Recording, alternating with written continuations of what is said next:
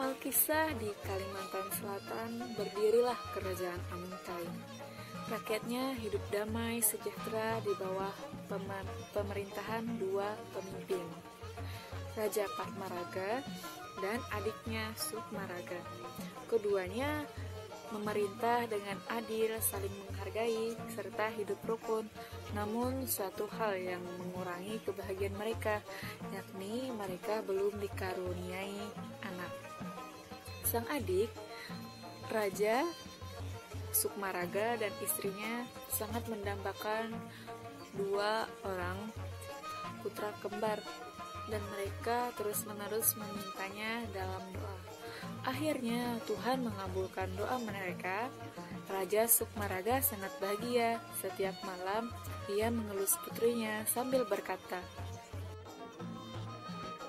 "Semoga anak di kandunganmu ini putra kembar yang tampan." Istrinya hanya tersenyum, tapi dalam hati ia mengiyakan harapan itu. Setelah mengandung 9 bulan, lahirlah putra kembar yang tampan. Raja Sukmaraga mengumumkan berita bahagia itu pada kakaknya dan seluruh rakyat.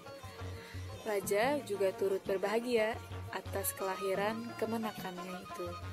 Namun dalam hati Raja Patmaraga sangat sedih. Ia juga ingin dikaruniai anak. Tak harus sepasang anak lelaki, anak perempuan pun akan ia terima dengan sukacita. Raja Patmaraga berdoa memohon petunjuk Tuhan. Ia mendapat jawaban lewat mimpinya.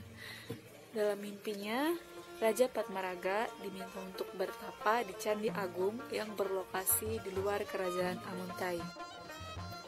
Keesokan harinya, tanpa menunda-nunda lagi, Raja Patmaraga berangkat bersama para pengawalnya dan tetua istana, yaitu Datuk Pujung. Di sana, Raja Patmaraga segera bertapa selama beberapa hari. Meskipun belum mendapat petunjuk, ia yakin Tuhan akan mengabulkan doanya. Benar saja, dalam perjalanan pulang, Raja Patmaraga melewati sungai. Kemudian betapa terkejutnya ia ketika melihat seorang bayi perempuan yang sangat cantik terapung-apung di sungai itu. "Apa itu? Apakah aku tak salah lihat? Bagaimana bisa ada bayi di sini?" tanya sang Raja Patmaraga dalam hatinya. Dengan sangat hati-hati ia mengangkat bayi itu. "Apakah aku tak salah lihat?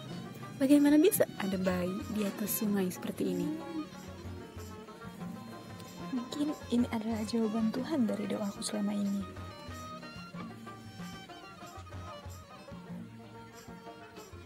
"Datuk Pujung, bantulah aku menggendong bayi ini." Dengan sigap, Datuk Pujung mengambil bayi itu dari pelukan Raja Patmaraga. Betapa herannya mereka, bayi itu tidak menangis, melainkan berbicara. Mereka ternganga mendengar kata-kata yang terucap dari mulut bayi itu. "Jangan bawa aku seperti ini, mintalah 40 wanita cantik untuk menjemputku. Satu lagi, aku tak bisa ikut dalam keadaan terancam seperti ini. Kalian harus menyediakan selembar selimut yang ditenun dalam waktu setengah hari saja." Itulah yang dikatakan bayi tersebut. Raja Patmaraga segera memerintahkan Datuk Pujung untuk kembali ke istana dan mengadakan sayembara untuk mendapatkan selimut yang diminta bayi itu. Selain itu, ia juga harus mengumpulkan 40 wanita cantik.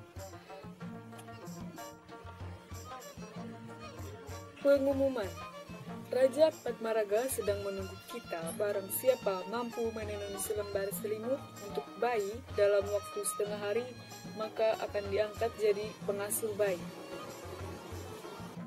Setelah mendengar pengumuman itu, rakyat gaduh dan bisik-bisikan yang menanyakan siapa kira-kira yang mampu menenun selembar selimut dalam waktu setengah hari saja. Para wanita itu mulai bekerja. Mereka menggunakan benang terbaik. Namun, sampai waktu yang ditentukan, tak seorang pun yang selesai. Datuk Pujung nyaris putus asa. Tiba-tiba seorang wanita datang menghampirinya. Ratu Pujung pun membuka lipatan selimut tersebut. "Wah, indah sekali selimut itu," gumam para wanita yang berkerumunan dekat dengan Datuk Pujung. Lalu Datuk Pujung berkata, "Siapakah namamu? Aku rasa kau pantas jadi pengasuh bayi." "Nama saya Ratu Kuripan. Saya akan sangat senang jika Raja Patmaraga menerima saya sebagai pengasuh putrinya." Setelah itu, Datuk Pujung, Ratu Kuripan, dan 40 wanita cantik berangkat menjemput Raja Patmaraga. Bayi itu dibungkus dalam selimut yang dibuat oleh Ratu Kuripan. Lalu Raja Patmaraga berkata,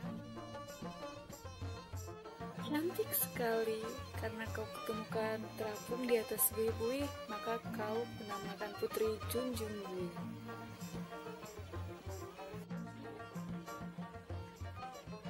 Bayi itu tersenyum seolah-olah setuju dengan Raja Patmaraga. Kebahagiaan rakyat Amuntai telah lengkap bersama dua raja dan putri-putri mereka. Negeri itu pun hidup damai dan bahagia. Nah, itulah tadi cerita rakyat Kalimantan Selatan Putri Junjung Buih. Kesimpulannya yaitu ada seorang raja yang belum memiliki anak, kemudian di mimpinya dia bermimpi untuk disuruh bertapa di Candi Agung. Lalu kemudian saat raja tersebut melewati sungai, dia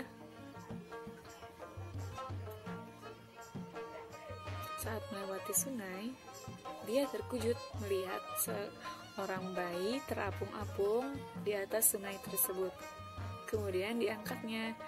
Lalu bayi tersebut menginginkan selimut dan 40 wanita cantik yang mengangkatnya. Setelah ada wanita yang mampu membuat satu selimut tersebut, sehingga bayi tersebut menjadi anak Raja Patmaraga dan dinamakanlah Putri Junjung Buih.